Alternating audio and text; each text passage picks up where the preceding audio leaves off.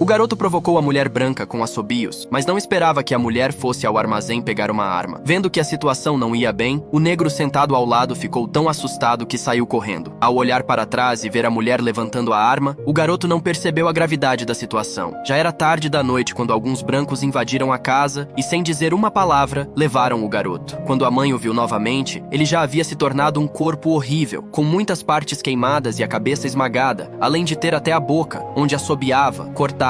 O garoto se chamava Bob e era um verdadeiro herdeiro de uma família rica. Desde que nasceu, viveu em um ambiente privilegiado, sem se preocupar com comida e vestuário, e sua mãe o amava muito. Isso fez com que Bob não conseguisse se cuidar sozinho. Para que ele pudesse se exercitar, sua mãe decidiu enviá-lo para a fazenda do tio durante as férias de verão. Antes da partida, a mãe segurou Bob e o advertiu seriamente de que as regras do norte eram diferentes das do sul. Quando chegasse lá, ele deveria respeitar os outros, especialmente os brancos, e não poderia agir de forma brincalhona como fazia no norte. Com a despedida entre mãe e filho, Bob ignorou os conselhos e não tinha ideia de quão perigosa era essa viagem. Enquanto ele apreciava a paisagem alegremente, de repente, um funcionário do ônibus deu um tapa em Bob e o mandou para a parte de trás do veículo. Nesse momento, Bob ainda não entendia qual era a diferença entre negros e brancos. Quando chegou à fazenda do tio, Bob, que nunca tinha trabalhado, não sabia fazer nada. Vendo as pessoas ao seu redor ocupadas, ele simplesmente deitou e relaxou. O tio e alguns irmãos não o zombaram. Afinal, Bob nunca havia realizado trabalho rural. Após um dia de trabalho, os irmãos levaram Bob até a mercearia da cidade. Enquanto eles jogavam cartas felizes do lado de fora, Bob ficou vagando dentro da mercearia. Quando viu uma mulher branca, não só não se conteve, como também elogiou-a, dizendo que parecia uma estrela, e tirou uma foto de sua carteira. No entanto, a mulher o desprezou ao ver isso. Enquanto isso, o primo percebeu que Bob não estava do lado de fora e imediatamente mandou o irmão procurá-lo. Quando o irmão entrou na mercearia, não esperava que Bob estivesse flertando com a mulher. Para evitar que Bob se metesse em problemas, ele rapidamente o puxou para fora, mas a mulher também o seguiu. Antes que os irmãos pudessem reagir, Bob assobiou para a mulher. Achando que ela ficaria encantada, não esperava que o local ficasse em silêncio. Nesse momento, Bob percebeu que algo estava errado. A mulher não hesitou e foi ao armazém pegar uma arma, o que fez com que os negros ao redor corressem assustados. Os irmãos imediatamente voltaram para o carro e rapidamente saíram dali. Felizmente, a mulher apenas levantou a pistola e não puxou o gatilho, mas isso já significava uma sentença de morte para Bob. Após deixar a mercearia, o primo começou a questionar Bob sobre o motivo de ele ter assobiado. Aqui é o sul, onde os brancos são os senhores. Embora a lei garanta os direitos de liberdade dos negros, no sul, os negros ainda devem respeitar os brancos. Do outro lado, a mãe já estava distraída e não queria trabalhar. Afinal, essa era a primeira vez que mãe e filho estavam separados. Ela conhecia bem a natureza de Bob e quão ingênuo ele era. Talvez tê-lo enviado para o sul tenha sido uma escolha errada. Assim, para trazer Bob de volta, ela foi imediatamente ao local de trabalho do marido, querendo que ele a acompanhasse para resgatar Bob, mas o marido, alegando estar muito ocupado, disse que poderia ir em alguns dias. Quando Bob e alguns primos voltaram para casa, eles não relataram o que aconteceu durante o dia. Até que à noite, alguém bateu à porta de sua casa. O tio, sem saber de nada, abriu a porta e antes que pudesse perguntar, vários brancos invadiram o lugar. Após uma busca pela casa, eles encontraram Bob e, sem dizer uma palavra, o levaram à força, ameaçando até o tio com uma arma para que não chamasse a polícia. Para proteger seu filho, ele não se atreveu a protestar e apenas assistiu impotente enquanto os brancos levavam Bob. Depois de pegar Bob e colocá-lo no carro, a mulher acenou com a cabeça, e assim Bob foi torturado pelos brancos a noite inteira. Embora houvesse testemunhas, como também eram negros, eles não se atreveram a se manifestar. Logo, o tio contou a Maria sobre o que aconteceu com Bob. Ao saber do ocorrido, Maria ficou tão agitada que quis sair em busca de Bob, mas o marido a confortou, dizendo para não se apressar e primeiro procurar um advogado para ajudar a averiguar a situação. Depois, com a ajuda do pai, Maria encontrou um advogado, mas antes que ele pudesse fazer algo, a notícia da morte de Bob chegou até ela. Nesse momento, Maria não conseguiu suportar e desmaiou no chão. Quando ela acordou, o advogado ajudou a divulgar o sofrimento de Bob na imprensa. Assim, os brancos seriam pressionados pela opinião pública a devolver o corpo. Como esperado, assim que a notícia foi divulgada, os brancos não aguentaram a pressão e devolveram o corpo de Bob. No dia em que Maria recebeu o caixão, ela chorou desesperadamente. Ela não entendia como apenas queria que seu filho se exercitasse e acabou recebendo de volta um corpo sem vida. Ao ver o filho cheio de ferimentos, ela não conseguia imaginar a dor que ele sofreu em vida. Quando ela finalmente se acalmou, Maria jurou que se vingaria de seu filho. Não poderia deixar que seu filho morresse injustamente e não permitiria que os assassinos ficassem impunes.